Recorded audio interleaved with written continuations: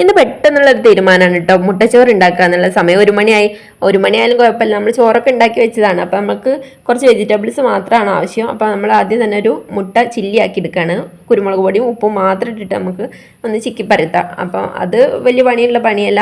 അപ്പോൾ നമ്മളത് വേഗം ചിക്കി പരത്തി അതിന് ശേഷം നമ്മളതൊക്കെ പരത്തിയത് നമ്മൾ ഒരു പാത്രത്തിലേക്ക് എടുത്ത് വെക്കുകയാണ് കേട്ടോ. എന്നിട്ട് പിന്നെ നമുക്ക് ഈ വെജിറ്റബിൾസൊക്കെ ഒന്ന് ജസ്റ്റ് ഒന്ന് വാട്ടിയെടുക്കുക. ഒരുപാട് വേവിൻ്റെ ആവശ്യമൊന്നുമില്ല, കാരണം അത്രയ്ക്ക് നൈസായിട്ടാണ് നമ്മളെല്ലാ പച്ചക്കറിയും അരിഞ്ഞിട്ടുള്ളത്. എല്ലാ പച്ചക്കറി എന്ന് പറയാനും ഇല്ല, സവോളയും ക്യാരറ്റും ക്യാബേജും മാത്രമേ ഇട്ടുള്ളൂ.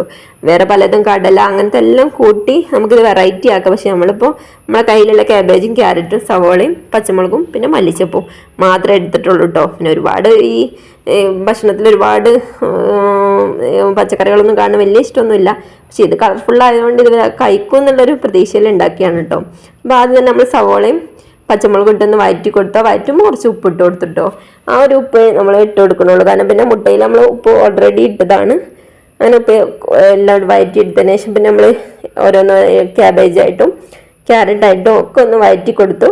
എല്ലാം വഴറ്റിയതിന് ശേഷം നമുക്ക് കുറച്ച് മല്ലിച്ചപ്പ് ഉണ്ടായിരുന്നു, അതും ഇട്ട് വഴറ്റിയതിന് ശേഷം പിന്നെ കുറച്ച് മഞ്ഞൾപ്പൊടി ഇട്ട് കൊടുക്കുന്നുണ്ട് കേട്ടോ. മഞ്ഞൾപ്പൊടി എന്നാൽ കളർ ഉണ്ടാവാൻ വേണ്ടി. ചോറ് നമ്മൾ വെള്ളച്ചോറല്ലേ, സാധാ നമ്മൾ വീട്ടിലുണ്ടാക്കുന്ന ചോറാണ്. അപ്പം അത് ഇതിൻ്റെ കളറൊന്ന് മാറാൻ വേണ്ടിയിട്ട് നമ്മൾ കുറച്ച് മഞ്ഞൾപ്പൊടി ഇട്ട് കൊടുത്തിട്ട് എല്ലാം കൂടെ ഒന്ന് മിക്സാക്കി ആ മുട്ട മുഴുവനായിട്ട് ഞാൻ ഇട്ട് കൊടുത്തിട്ടില്ല, കുറച്ച് മുട്ട നമ്മൾ എടുത്ത് വെച്ചിട്ടുണ്ട് ചോറ് കഴിക്കുമ്പോൾ തിന്നാൻ വേണ്ടിയിട്ട്.